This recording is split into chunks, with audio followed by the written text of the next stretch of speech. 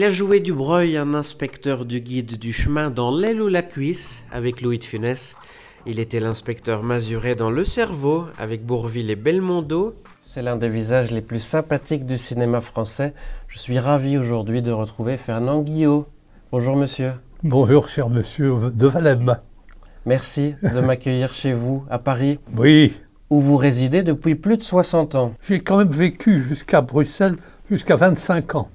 25 ans parce que j'ai fait le conservatoire de Bruxelles, j'ai joué dans beaucoup de théâtres de Bruxelles, et puis je suis arrivé ici, je pense, en 57-58.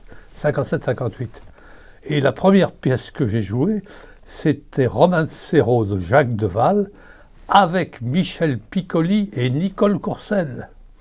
En 1976, vous tournez dans L'aile ou la cuisse, un film réalisé par Claude Zidi. J'aimerais passer ma commande, s'il vous plaît. Permettez-moi, cher monsieur, mais vous semblez tellement les apprécier, la maison vous offre une douzaine supplémentaires. Elles sont excellentes, n'est-ce pas? Ah, mais elles sont bonnes, je vous remercie. Quel souvenir en gardez-vous? Ah oui, L'aile ou la cuisse, oui, ah ben, c'était avec De Funès. Ma commande, s'il vous plaît.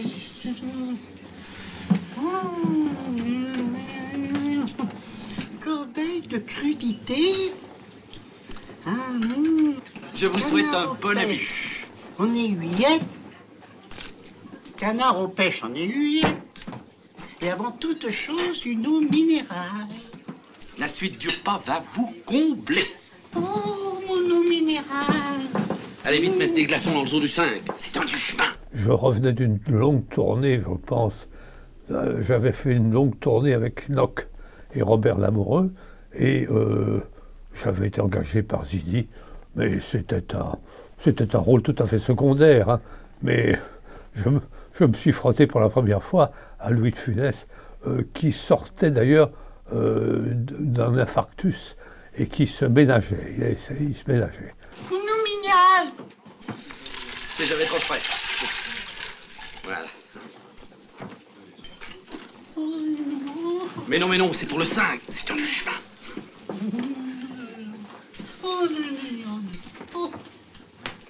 Écoutez, je n'ai jamais demandé tout ça. Mais c'est en plus.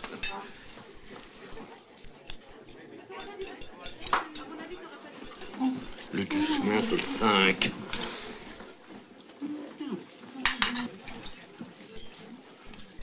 Oh, mon ami.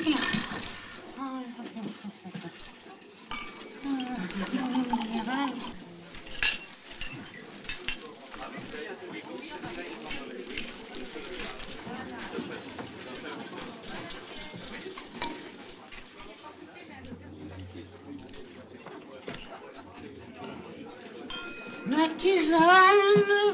Pour vous faire passer l'addition, permettez-moi de vous offrir un petit Armagnac. Pardon.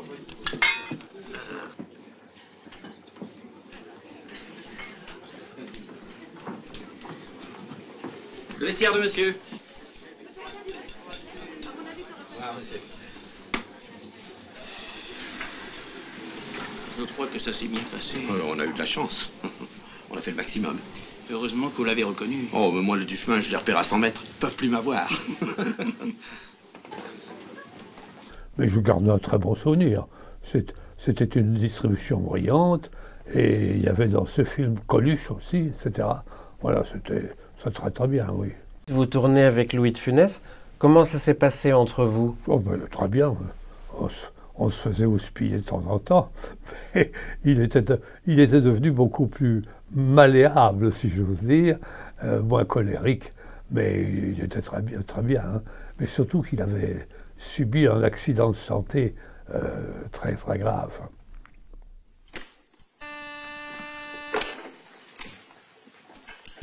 Oui, monsieur le directeur. Gardez tout votre calme, Dubreuil. Taisez-vous. Ne dites plus qu'un seul mot. Oui, vous avez compris? Mais je ne comprends pas, monsieur le directeur. Mais qu'est-ce que je viens de vous dire? Vous voulez être viré? Mais... oui, monsieur le directeur. Vous avez compris. Bon, le plombier est toujours là. Oui, il est en train de... Oui. Détendez-vous, souriez. Faites comme si je vous annonçais une grosse augmentation. Ah, merci, monsieur le directeur. C'est ça. Alors, vous allez très décontracté sortir du bureau et y laisser le plombier. Voilà, et vous venez nous rejoindre. Oui, monsieur le directeur. Alors maintenant, répétez ce que je vais vous dire. Un apéritif à l'atelier de gravure? J'arrive tout de suite, monsieur le directeur. Un apéritif à l'atelier de gravure? J'arrive tout de suite, monsieur le directeur. Je vous attends. Andouille. Vous vous souvenez de votre première rencontre avec lui? Oui, oui, parce que figurez-vous que j'ai beaucoup travaillé quand je suis arrivé à Paris pour la radio belge et je faisais des interviews et je me souviens très bien que je suis allé un jour interviewer de Funès pour sa reprise de rôle dans Oscar. Dans Oscar, voilà, c'est ça. Et je revenais d'une tournée d'Afrique où j'étais parti avec Claude Pieplu jouer l'avare.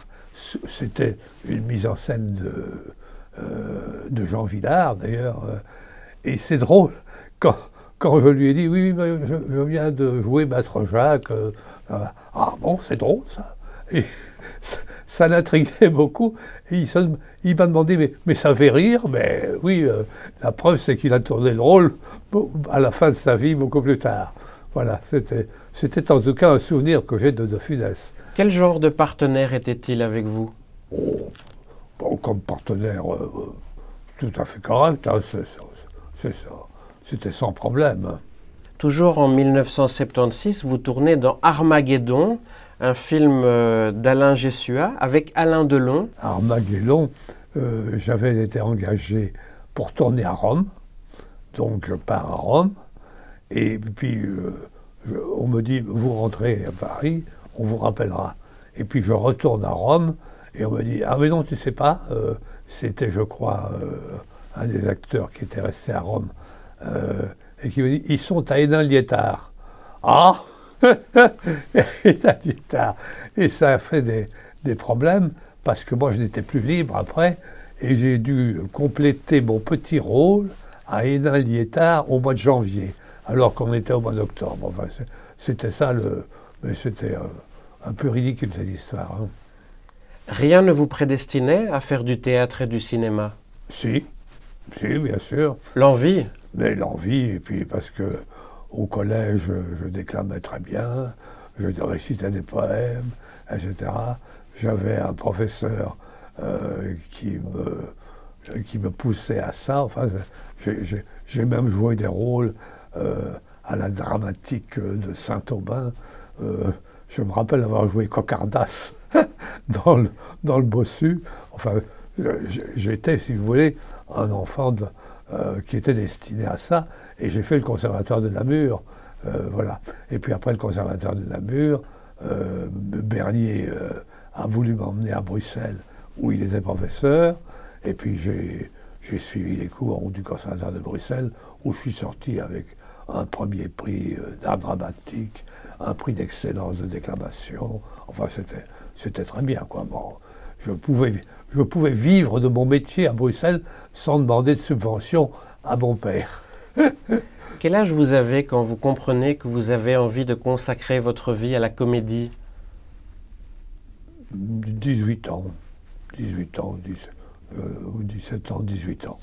Je me rappelle très bien qu'un jour, j'étais allé au conservatoire, dans une salle de Namur, au théâtre, écouter un pensionnaire de la Comédie Française qui était Yves Tarlet.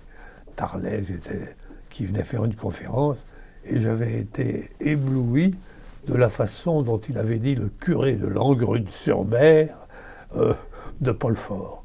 Et vous savez, ça a été toujours pour moi un morceau de récital en quelque sorte.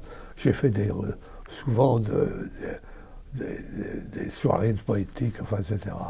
Donc j'avais le virus en moi, quoi, c'est certain. Au conservatoire, vous obtenez le premier prix de déclamation. Sous la direction de Georges Génicot. Et le premier prix d'art dramatique au conservatoire de Bruxelles. Sous la direction d'André Bernier. C'est ça. Jusqu'en 1958, vous jouez au Théâtre National, au Théâtre des Galeries, au Théâtre de Poche et au Théâtre du Parc. Oui. Ah oui, bien sûr, au Théâtre du Parc.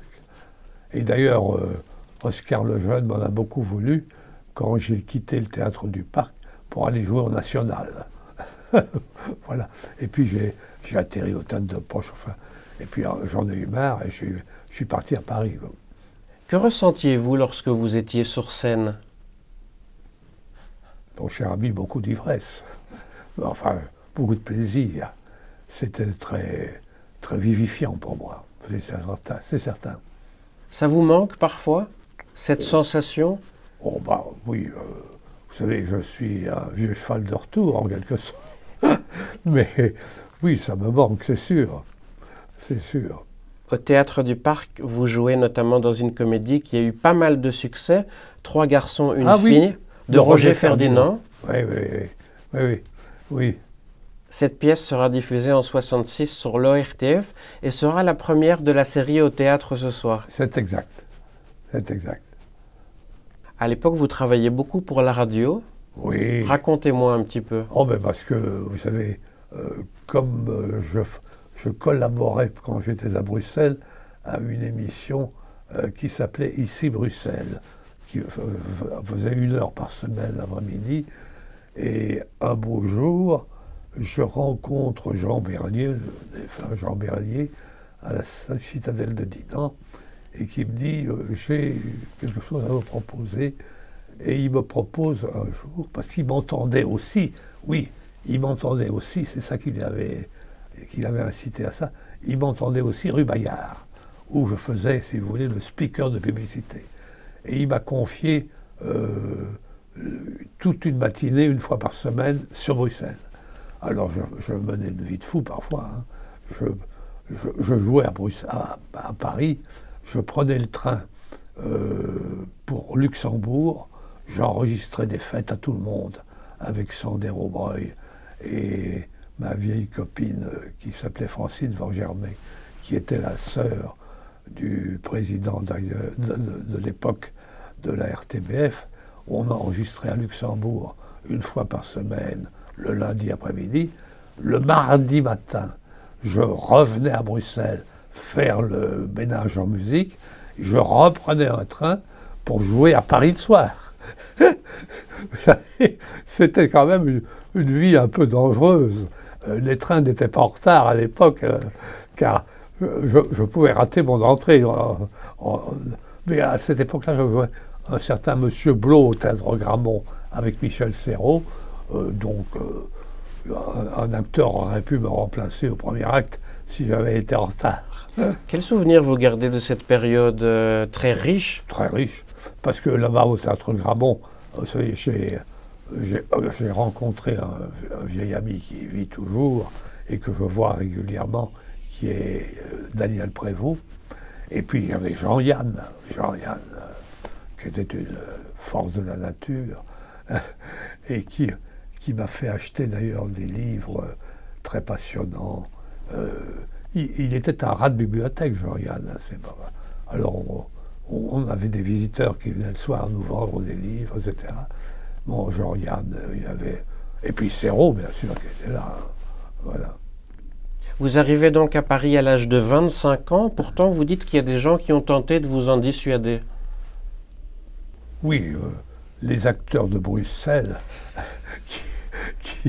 qui m'enviaient et qui me disaient ah bah, qu'est-ce que tu vas aller foutre là-bas, qui comptaient me décourager, quoi. Mais quand ils ont vu un jour dans le soir de Bruxelles ma photo dans le soir de Bruxelles, ma photo dans mon entrée au TNP où je jouais, j'avais été engagé par Wilson pour jouer du Reinpalt et où je suis resté 8 ans d'ailleurs. Bah là, ils ont quand même compris que j'avais bien fait de venir à Paris. Vous étiez un professionnel, mais néanmoins, lorsque vous arrivez à Paris, vous vous inscrivez au cours Simon?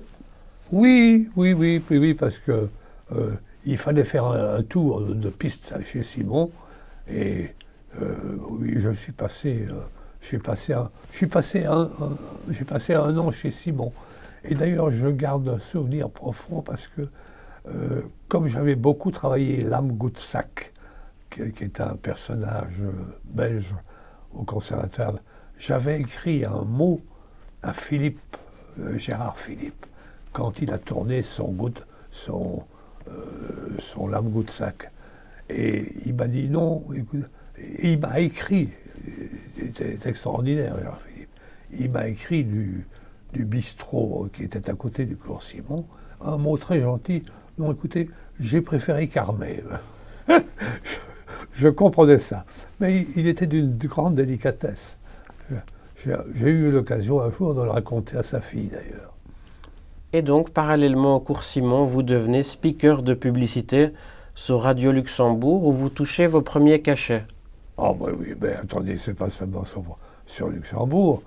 J'avais touché déjà des premiers cachets à Bruxelles, etc.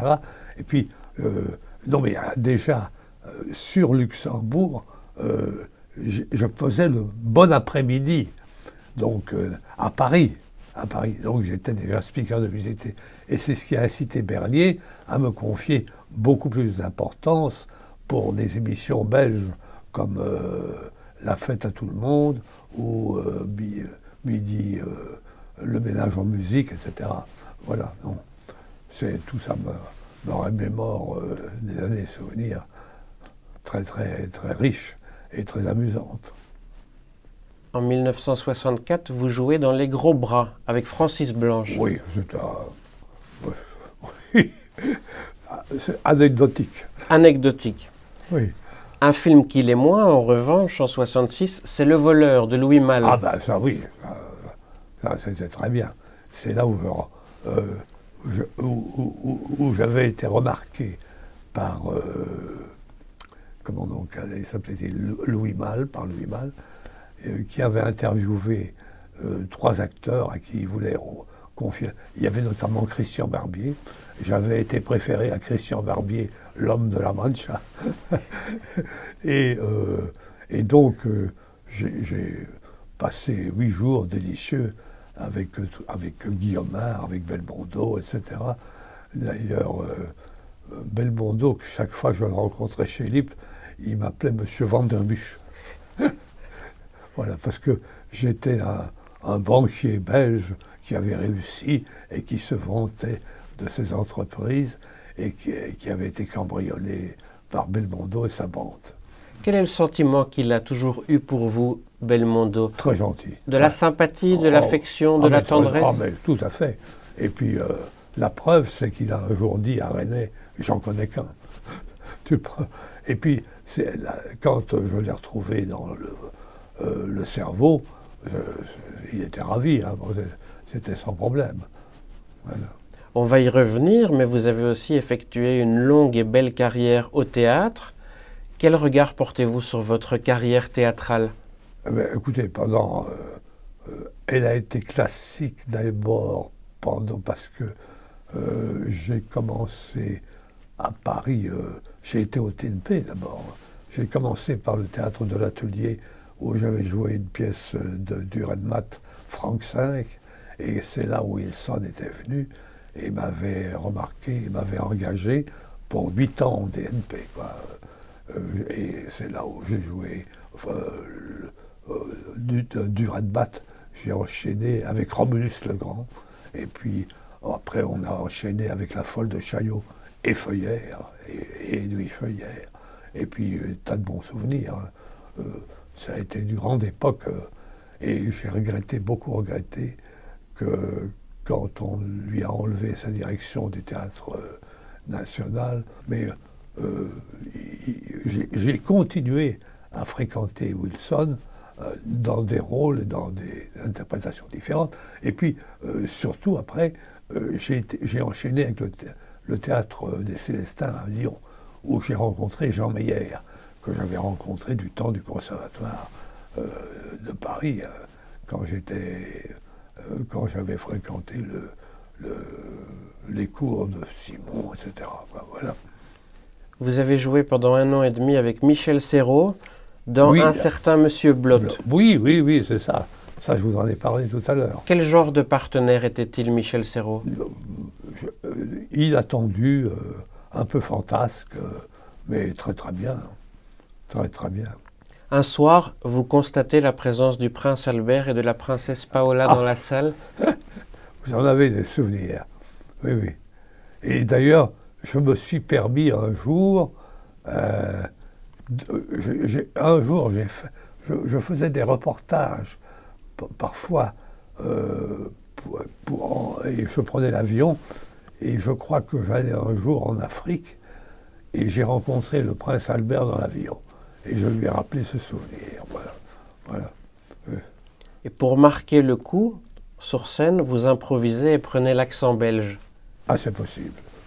Michel Serrault est surpris et dérouté. Il vous donne une petite torgnole, comme vous dites. Ah, oui, bien sûr. Oui, ça, c'était le... Oui. Ah, mais vous en connaissez des anecdotes. En 68, vous jouez avec Bourvil. Ah, 4 films avec Bourvil. Oui. Le premier, c'est un film d'Alex Joffé. Oui, Les Cracks. Voilà. Quel souvenir gardez-vous de votre première rencontre avec Bourvil?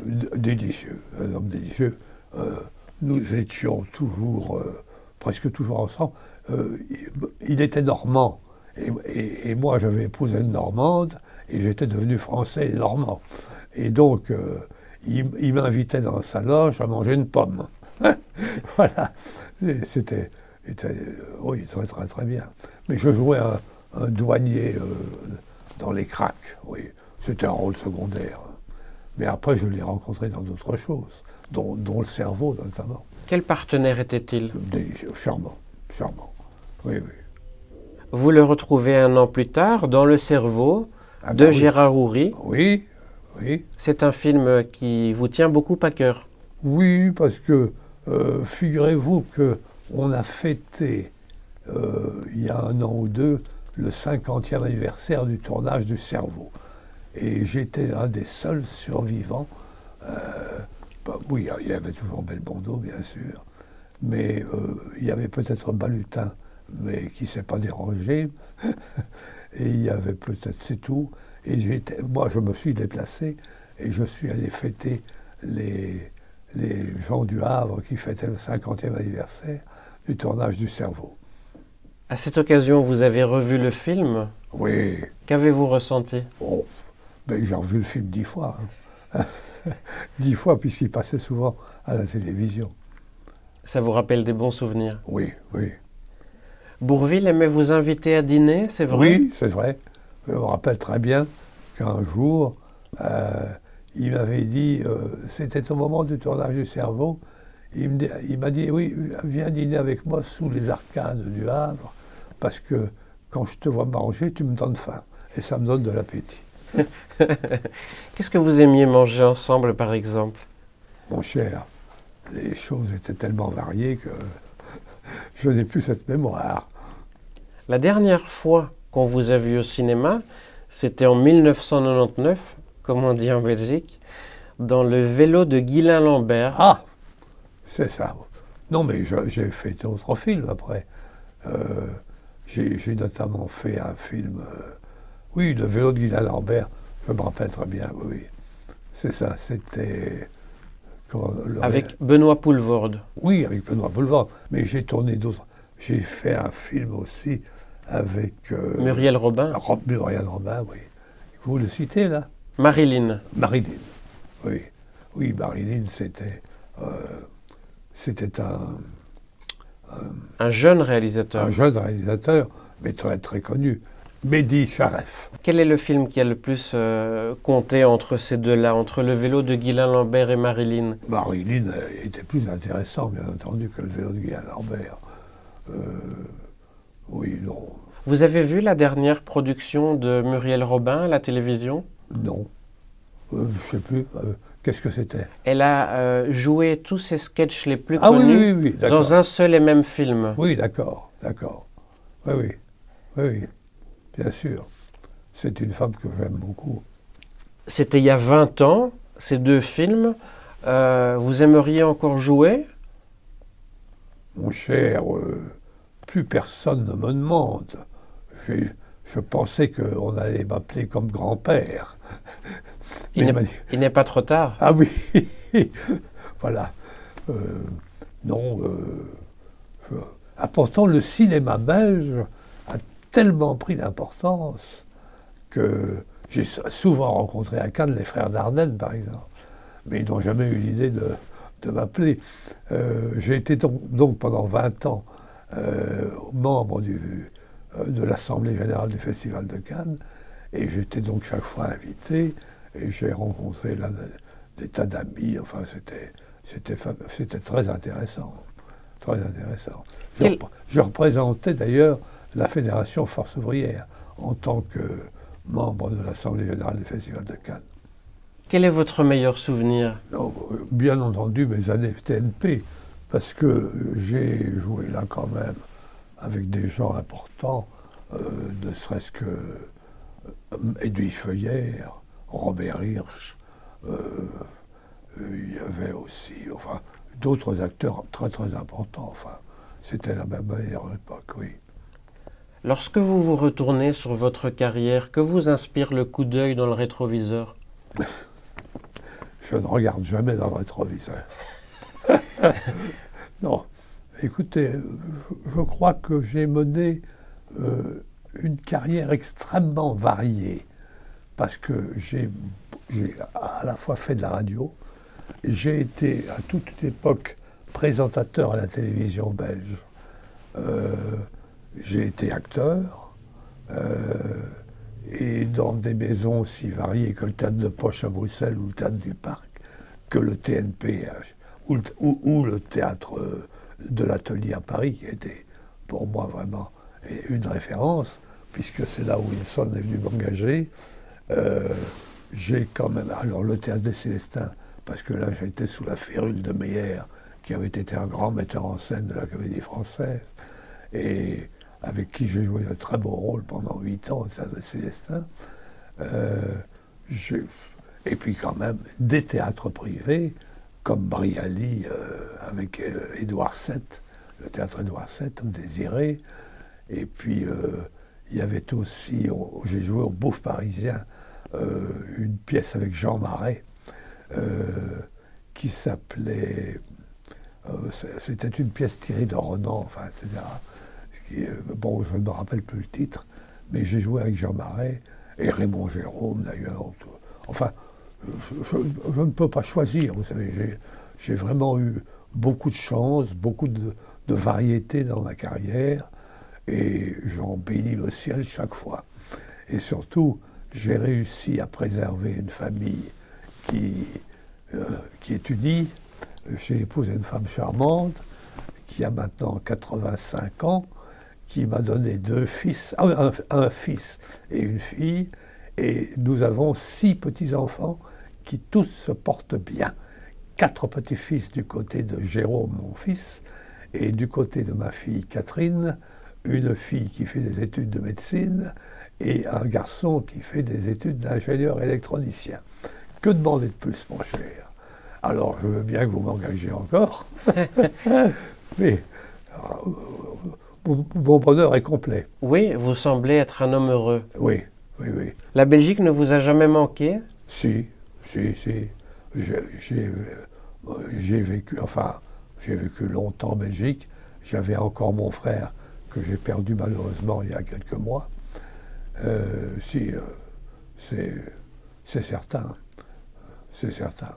D'ailleurs, je rentre régulièrement en Belgique, une fois par an certainement. Et je séjourne au château de Namur, qui est un endroit merveilleux. Et quel est le secret de votre forme? Mon cher ami, la bonne humeur, la joie de vivre, le bon appétit, l'amour des biens, voilà. Et ça fait plaisir à voir. Quelle est la plus belle aventure qu'il vous reste à vivre? Oh, quelle aventure voulez-vous que j'ai? Continuer à vivre le bonheur et à le partager avec ceux que vous aimez. Ah ben bien sûr, bien sûr. Et peut-être, sait-on jamais, qu'on me retrouvera peut-être dans une silhouette d'un film où je jouerai un grand-père. Un peu plus qu'une silhouette, tout de même. Oui, sûrement pas. Oh, mais je connais, vous savez, des acteurs qui ont tourné très âgés quand même, hein, très âgés. Régulièrement, des films auxquels vous avez participé sont diffusés à la télévision. Il vous arrive, j'imagine, de les voir, de les revoir. Que ressentez-vous à ce moment-là? Bah, écoutez, beaucoup de joie, hein. Beaucoup de joie. Je me demande, je dis, mais pourquoi est-ce qu'ils m'ont engagé là-dedans? Non, enfin, il y a des silhouettes parfois, mais il y a parfois de très beaux rôles. Et surtout, il y a eu de grands films de télévision. Par exemple, je me rappelle un Théophraste Renaudot qui avait tourné Claude de Flandre et Claude de Flandre. C'était à la télévision uniquement. Enfin. J'étais ravi de vous retrouver en tout cas. Mon cher ami, moi aussi. Et vous êtes un délicieux intervieweur. Et vous n'embarrassez pas du tout vos interviewés. Merci pour votre accueil. Est-ce que je vous offre un verre de Chablis? Avec plaisir. Chin.